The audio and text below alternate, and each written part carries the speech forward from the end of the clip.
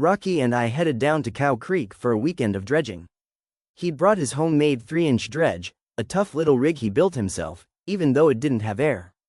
Didn't matter. Rocky was the kind of guy who could dig a hole the size of his Ford Ranger straight into the bank and call it a day. I, on the other hand, was excited to fire up my brand new Honda engine for the very first time. I gave the starter the lightest tug and she roared to life. Strongest that pump had run in years. It felt like a good omen.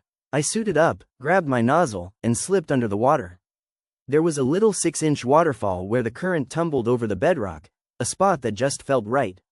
As I peeled away gravel and sand, I noticed a narrow crack slicing across the creek bottom.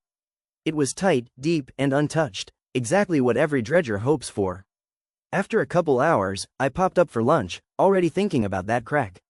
When I came back, I brought my slide hammer with me, just in case that bedrock wanted to be stubborn. Back underwater, I followed the crack down to about 5 feet. I worked the slide hammer into the seam and yanked hard. The bedrock groaned, shifted, then broke loose. I pulled out a slab the size of a microwave oven, balanced it on my thighs, rolled it up, and flipped it behind me. And then I turned around. I froze. Down in that freshly opened crack was a pile of gold. Coarse pieces. Bright, heavy, sitting there like they'd been waiting 100 years for someone to pull the lid off.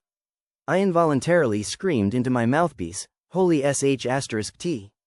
The sound probably scared every fish in Cow Creek. I worked that crack from one side of the creek to the other the entire weekend. Didn't stop except to sleep and sharpen tools. By the time I was done, the total take was 2.34 ounces. One of the best paydays I ever had,